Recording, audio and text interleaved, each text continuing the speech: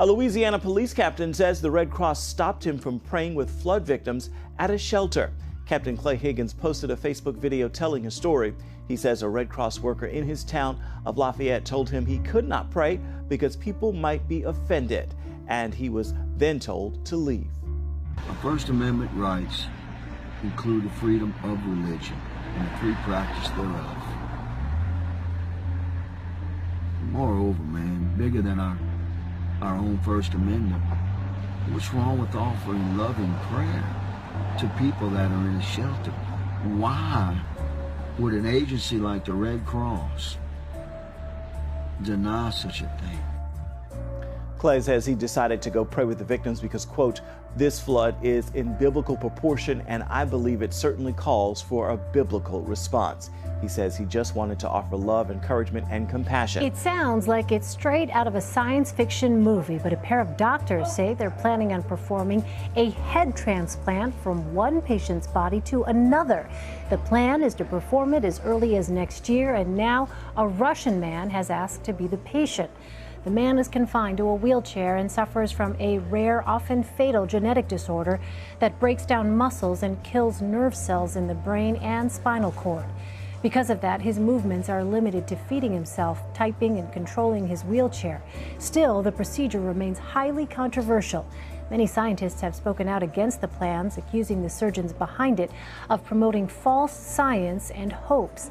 The Atlantic reports that if the surgery ends up being approved, it would likely take place in China or a country outside the U.S. or Europe because it would not be approved in the Western world. How long have you been sober? Almost a month this time. Longtime addict Kevin McCutcheon took what he thought was heroin earlier this month and nearly died. You've got tears in your eyes. Yeah. Because? Because I'm here and I'm alive and I shouldn't be. You shouldn't be. No. Addicts often don't know what's mixed into the heroin they get from dealers, but McCutcheon believes that most recent dose contained the powerful opioid carfentanil. Carfentanil is so deadly it's not even prescribed for humans. It's typically used to tranquilize large animals like elephants. It's 100 times more potent than the similar drug prescribed for humans, fentanyl, and 10,000 times more potent than morphine. But carfentanil abuse is spreading, and authorities say at least 30 people have died from these overdoses in the Akron area since the July 4th weekend. Keith Martin heads the local office of the DEA. Just this morning, we were able to go on the internet and get a quote for 100 grams of carfentanil, and that was $400. $400 for an amount that would... I mean, it would kill thousands of people. In a promotional video, startup company Lightvert outlines how the UK capital's Shard building can be used as the world's biggest advertising display. By running a tiny reflective strip, high-tech images can be projected directly into people's eyes. The startup's business team using innovative technology and contacts from Cocoon Networks to break into China, the world's biggest market. Lightvert is one of the finalists competing in the Shanghai Innovation Competition this September. Anima Point is very exciting. Another, Eva Diagnostics, a company that claims affordable technology with gold standard systems. It boasts a potential to transform healthcare worldwide with a handheld device that can read details of a patient's condition while they're safely at home. Again, a firm identified by Cocoon Networks, meriting Chinese funding as well as introductions. Talal Murat is one of the fortunate ones who have escaped the Islamic State group's brutal onslaught against the Yazidi minority in northern Iraq. When IS fighters descended on his uncle's farm near the Sinjar Mountains, the message was clear: convert to Islam or die. One of them started to ask, "Who wants to be a Muslim?" He repeated that once or twice and no one accepted. He said, "Come on outside." IS fighters separated the men from the women and children. There were too many of us there, so they forced some of us to lie down on the ground. And it was then my uncle told us to run because they were going to kill all of us. Murat fled to safety, hearing distant gunfire as the male members of his family were shot to death. The area around the Sinjar Mountains is dotted with mass graves from IS's attack on the Yazidis. The Associated Press has documented 72 such burial sites containing up to 15,000 bodies. The size of the dot on this map is based on the number of known bodies at a given site. Many more are expected to be uncovered as the Islamic State's territory shrinks. With the help of satellite photos, experts have been able to pinpoint likely areas where bodies have been buried. This photo, taken in 2013, shows a field near Mosul. Here's a look at the same area 8 months later, after reports that IS fighters stormed a jail and killed the prisoners in front of a nearby ravine. According to the reports, a number of the bodies, they would fall into the ravine, and some managed to survive. In this whole area, we see that the earth, the actual dirt, has been pushed over. You can see looks like a little bit of a scalloped edge that is being pushed over the ravine.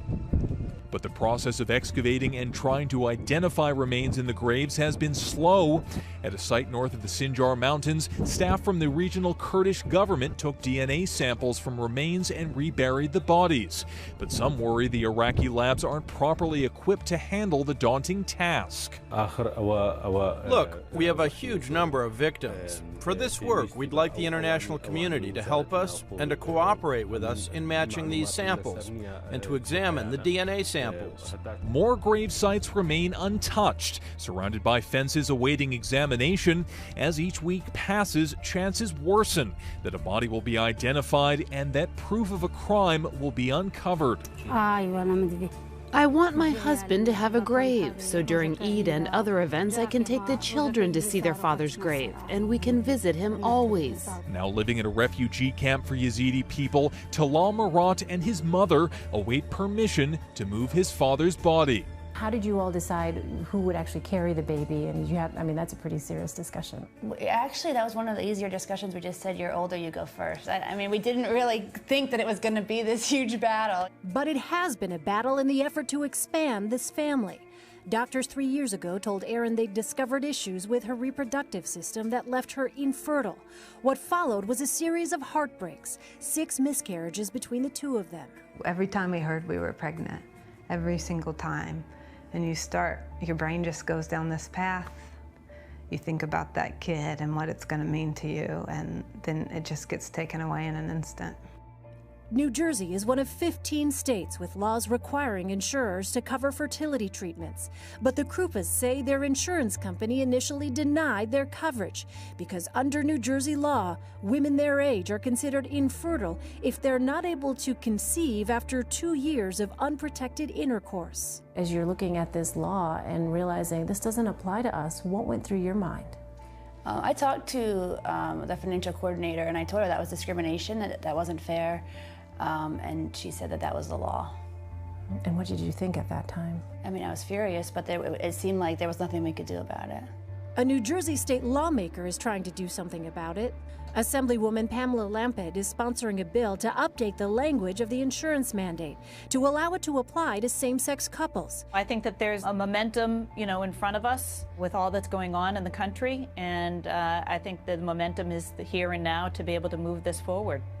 We have this goal, and we're not quitters, and we're going to fight until it happens. The Krupas tell us they've accepted they might never have a biological child, but say they hope to make things easier for families down the road. We just want to help other people that are experiencing this. It shouldn't be this painful. 8-week-old Michaela is a medical mystery. She was exposed to the Zika virus in the womb, but does not have microcephaly, the birth defect marked by an abnormally small head and brain. Look at that smile. Maria Fernanda Ramirez Bolivar is her mother. Normal. Pero.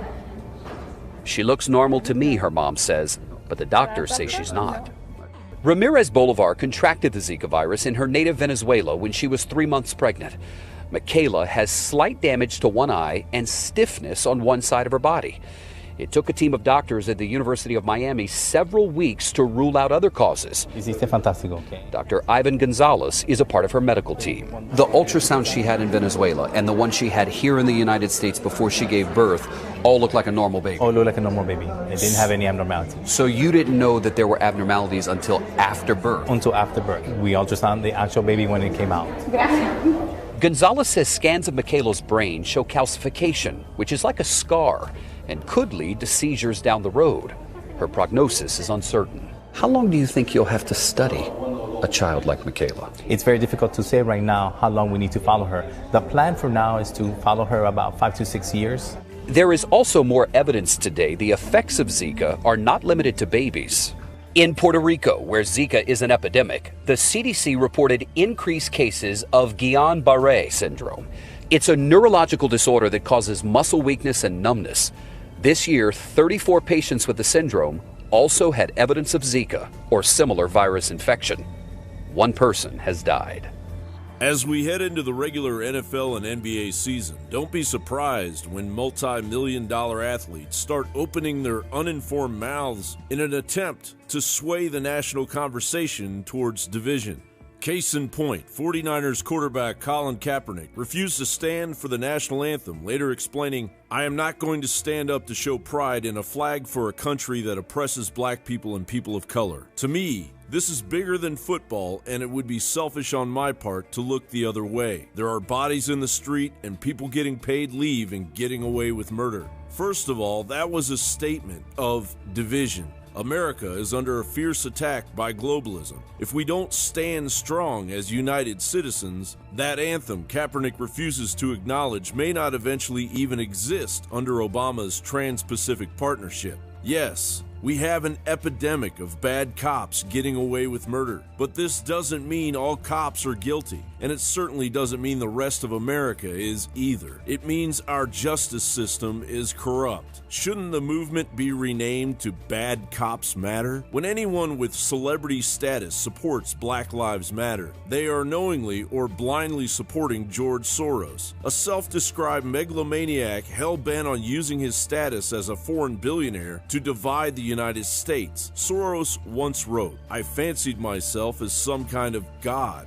If truth be known, I carried rather potent messianic fantasies with me from childhood, which I felt I had to control. Otherwise, they might get me into trouble." That's who you ultimately support, Kaepernick. You want to change things? Acknowledge the breakdown of civilization that allows 483 people to be killed in Chicago so far this year. Education has been repackaged and become an unaffordable burden. Industry and commerce have been shipped overseas. Opportunity has become scarce. It's not race that matters. It's the economy, stupid. Breitbart reports, more proof came out today when our own Commerce Department downgraded the second quarter GDP from a horrendous 1.2% growth to a depressing and tragic 1.1%. Our economy is wrecked and dysfunctional. To make matters worse, there is a huge deficit of skilled labor, welders, electricians, machinists that the upcoming generations aren't claiming. Where is the effort to steer that kid off the mean streets into a life of responsibility and relative comfort? Kaepernick, take it from Seahawks cornerback Richard Sherman, who recently said, "I was not suppressed by any man or woman, white or black. I worked myself up from Compton High School to a scholarship at Stanford University, and I did it myself. It is out of the mouths of cheap thugs that are hurting our young and taking away the chances they have to make themselves a productive part of society. Brothers and sisters, the only slavery in America now is the one you put yourself into." Kaepernick, isn't it just a little ironic that greater men than you have fought and died for your right to insult their sacrifice?